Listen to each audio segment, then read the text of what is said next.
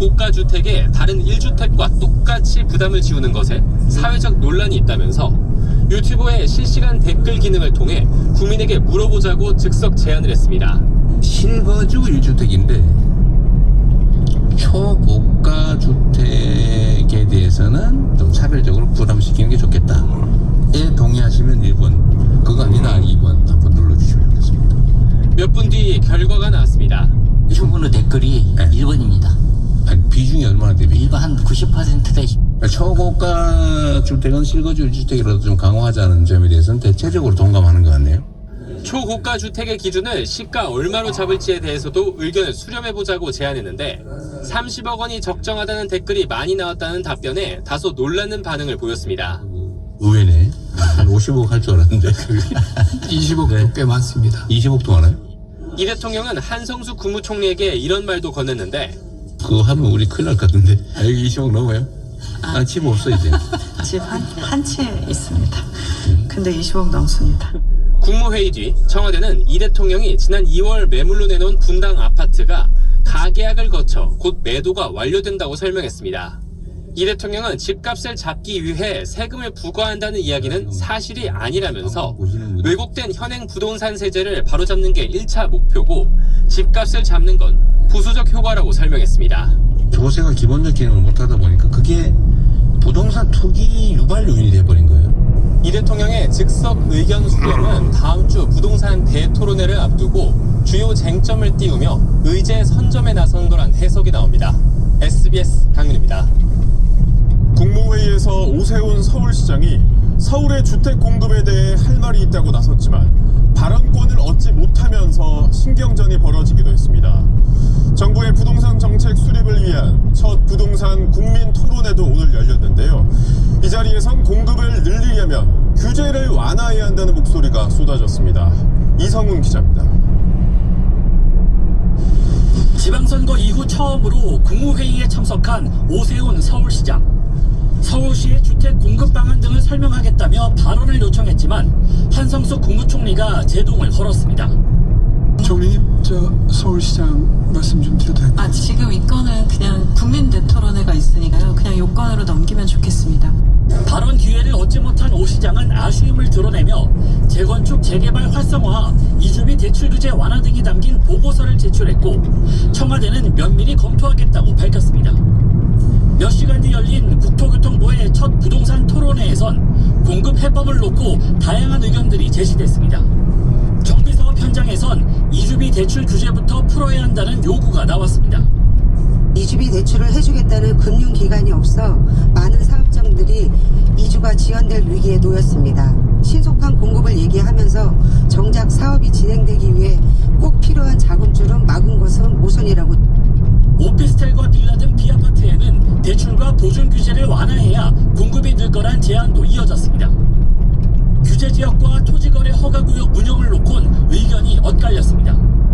전세를 살던 사람을 내보내지 않으면 이거 매각을 하기가 어려운 상황이 되다 보니까 이게 조금씩은 또 구축도 전세 매물이 줄어드는 상황이기 때문에 2025년 2월에 서울시에서 토지거래 허가구역을 풀면서 어떤 일이 벌어졌습니까? 부작용도 충분히 고려해서 이루어져야.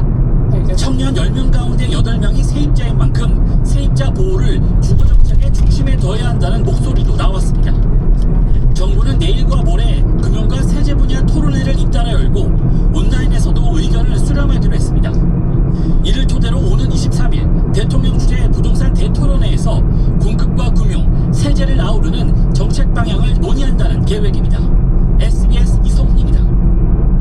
정부가 반도체 호황에 힘입어 올해 우리 경제가 3% 성장할 것으로 내다봤습니다. 반년 전 전망치 2%에서 1%포인트나 높였습니다.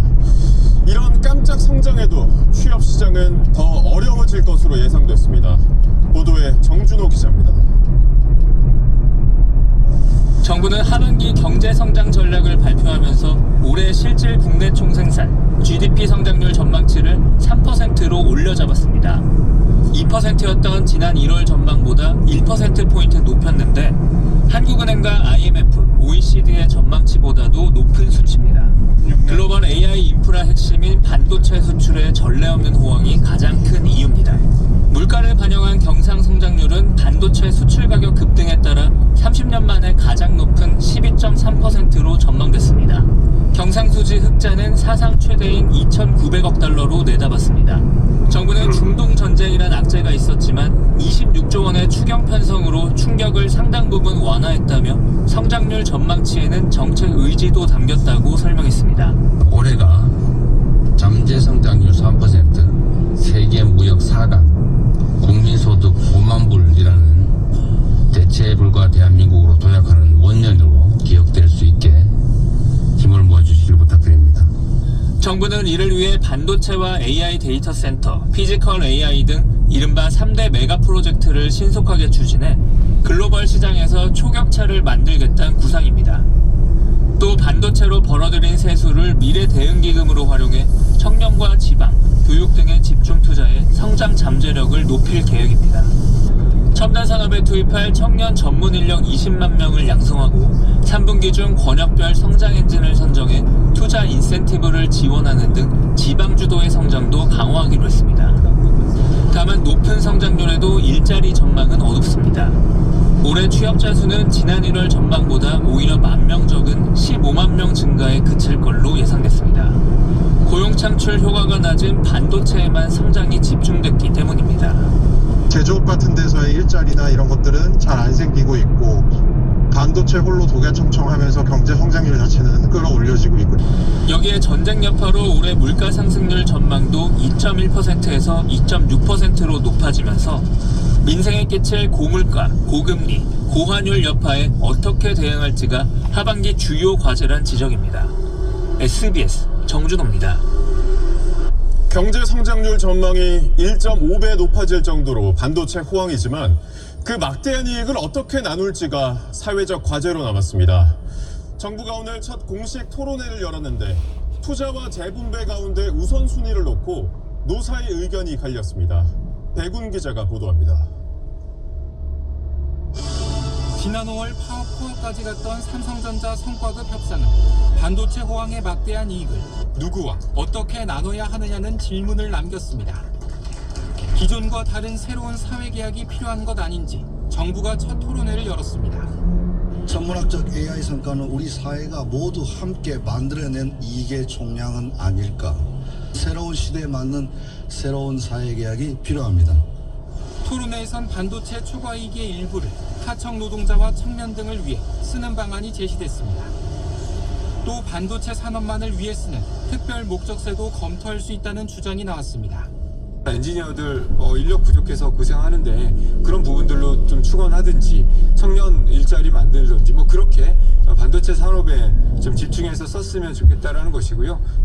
성과급 기준은 영업이익이 아니라 세금과 이자 비용 등을 반영한 당기 순이익을 기준으로 하고 노사 협의회를 확대해 하청 노동자 대표까지 성과급 협의에 참여할 수 있도록 해야 한다는 제안도 나왔습니다.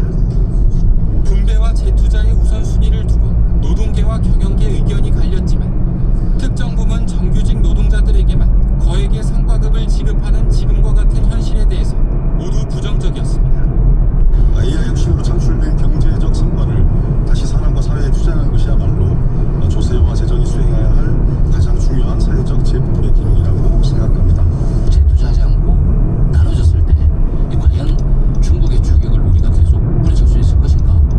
산업 현장에서는 그렇지 않다고 생각합니다. 논의 대상인 초과이익의 정의가 명확하지 않다거나 추가 과세보다 노사 자율의 상생 방안이 우선이란 의견도 나왔습니다.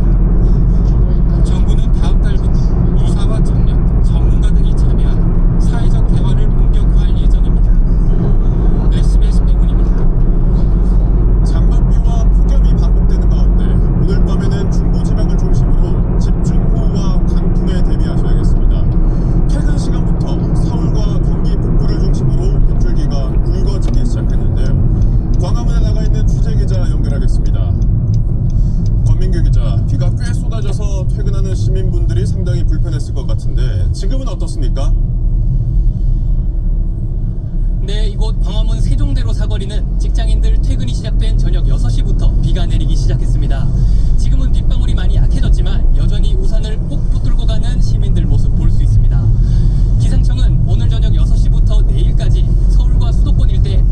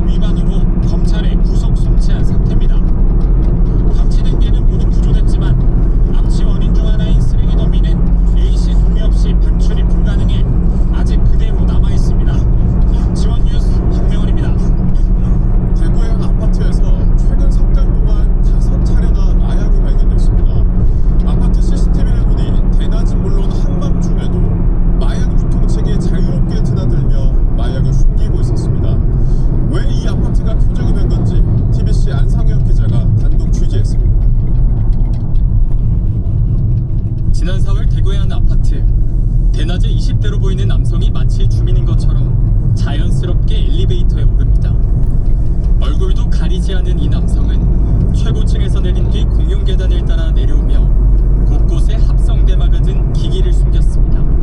불과 몇 시간 전에도 또 다른 남성이 같은 아파트를 찾았습니다.